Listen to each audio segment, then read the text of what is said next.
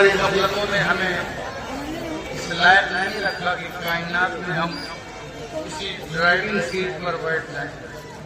نہیں، ہمارے ہاتھ میں نہ وسائل ہیں، نہ ذرائع ہیں.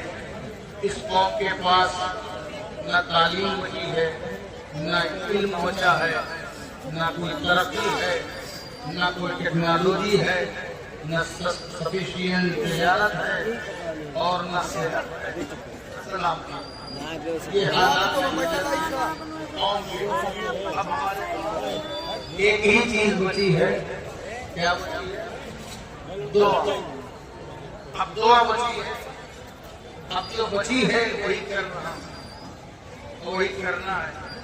مگر جو کچھ ابھی بچا ہے، یہ جو دعا بچی ہے، اس کو بھی کم نہ پسند. ابھی جو بچا ہے وہ بہت بچا ہے.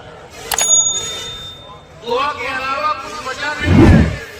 لیکن جو یہ دعا بچی ہے اسے بھی کم نہ سمجھنا. اس لیے کہ سرکار نے فرمایا ہے کہ دعا جو ہے وہ مومن کا ہتھیار ہے. مومن کا ہتھیار ہے، سلاح المومن ہے. ایسا ہتھیار ہے جس میں لائسنس کی ضرورت نہیں. ایسا ہتھیار ہے جس میں کوئی تشدد نہیں ہے. ایسا ہتھیار ہے جس میں کوئی ہنسا نہیں ہے. ایسا ہتھیار ہے جس میں کوئی وائلنس نہیں ہے. یہ دعا اس کا ہتھیار ہے جو یہاں پر پریتم پڑھ کر کے لکھا ہوا ہے. ان کی بارگاہ میں ہم دعا کے لیے آتے ہیں. ان کی بارگاہ میں تو دعا کیا ہے؟ مومن کا ہتھیار ہے. دعا عبادت کا گودا ہے، عبادت کا مغز ہے، مخل عبادت ہے. دعا جو ہے یہ مومن کا ہتھیار ہے. اسی لیے میں دعا کو اپنا سرنامہ قرار دیا کہ اب میں کیا کر سکتا ہوں. آپ کیا کر سکتے ہیں؟ ہمارے پاس صرف دعا ہی بچی ہے. تو دعا ہم کو کرنا چاہیے. یہی ایک سہارا رہ گیا ہے، یہی ایک ہمارا اسٹینڈ رہ گیا ہے. اب اس کے علاوہ ہم کچھ نہیں کر سکتے. ہم دعا کریں. مگر دعا کرنے کے لیے پہلے ہماری دعاؤں کو ہمیں سمجھنا پڑے. ہماری دعائیں کس ٹائپ کی ہیں؟ ہماری دعاؤں میں رہتا کیا ہے؟ یہ بیٹا مطلب تقریر کے درمیان مطلب یہ ترنم کی دنیا میں آپ پیسہ لٹا رہے تھے، مگر تقریر میں مت آئیے. تھوڑی سی بات کر کے میں ختم کرتا ہوں. ابھی شعراء کرام باقی ہیں، آپ جتنا چاہے لٹائیے. آپ دے رہے تھے، بول نہیں رہا. کیونکہ نعت سننے میں آپ کو کچھ سمجھنا نہیں، کچھ سیکھنا نہیں، کسی چیز پہ عمل نہیں کرنا. تقریر میں آپ کو کچھ سننا چاہیے، سمجھنا چاہیے. کچھ پیغام ہے، کچھ عمل کرنا چاہیے. ابھی آپ دے رہے تھے، میں نہیں بولا. اب آپ پیسہ لے کر کے مت آئیے گا، کان لے کر کے رکھیے. تھوڑی سی گفتگو سنیے، پھر رات بھر شاعر آپ کا انتظار کریں. تو دعا جو ہے یہ مومن کا ہتھیار ہے. لیکن پہلے ہم دیکھیں کہ ہم دعا، ہماری دعا کیا، آپ کیسے ہیں، آپ مزاج میں ہیں، کسی کو کیا معلوم. آپ کے اندر کی حالت کسی کو کیا معلوم. کیا آپ اپنے بارے میں جانتے ہیں کہ آپ کا مزاج کیسا ہے؟ آج آپ غور کریے گا میری بات پر، آپ کو پتہ چلے گا کہ آپ کہاں کھڑے ہیں. آپ کا مزاج کیا ہے، آپ کا نیچر کیا ہے.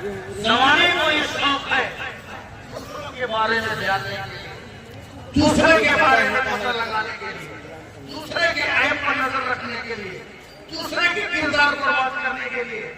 مگر دوسرے کو جاننا کمال نہیں ہے، اپنے آپ کو جاننا کمال ہے. اپنے آپ کو پہچاننا کمال ہے. جو اپنے آپ کو پہچان گیا وہ اپنے رب کو پہچان گیا، وہ اپنے خالق کو پہچان گیا، وہ اپنے مالک کو پہچان گیا. یہ جو پریتم شاہ کی ہستی یہاں پر لیٹی ہوئی ہے، یہ دنیا کے بارے میں، دنیا کے کردار کے بارے میں نہیں جانتے تھے، نہیں پتہ لگاتے تھے.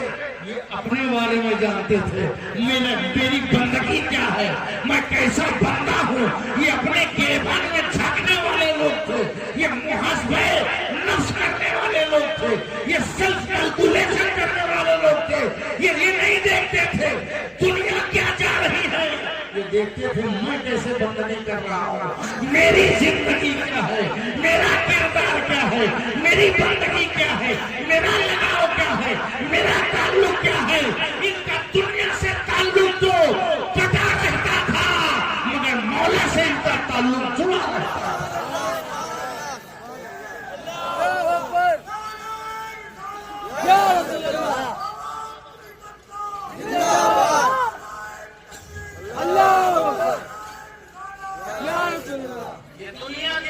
بھیا دیکھا ہساوت مار دے ماما مار دے زندگی بھر جب چل سکتے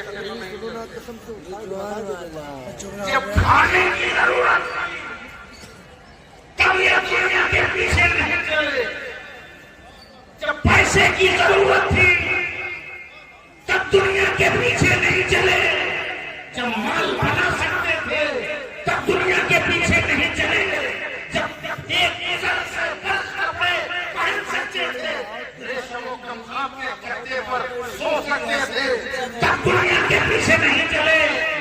انہوں نے راحت کو چھوڑا، سکون کو چھوڑا، آرام کو چھوڑا، دولت کو چھوڑا، آسائش کو چھوڑا، راحت کو چھوڑا، جس نے سادگی اختیار کر کے زمانے کے ریشم و کمخاب کے لباس کو ٹھکرا دیا۔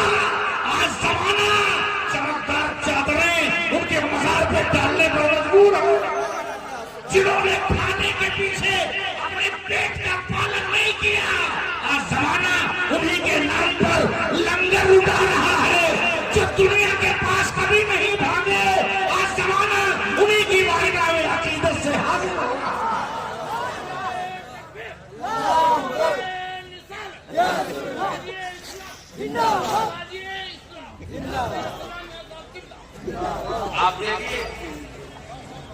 آپ دیکھیے جو دولت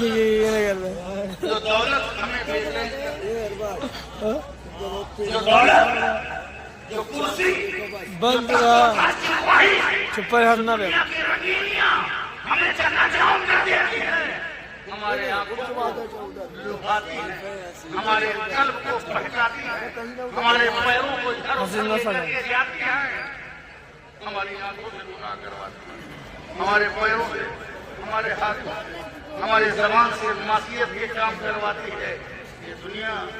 یہ دنیا کبھی بزرگوں کو امپریس نہیں کر پائی، کبھی ان کو متاثر نہیں کر پائی، یہ دنیا میں تو تھے، یہ دنیا میں تو تھے لیکن دنیا ان میں نہیں تھی، دنیا میں تھے مگر دنیا ان میں نہیں تھی۔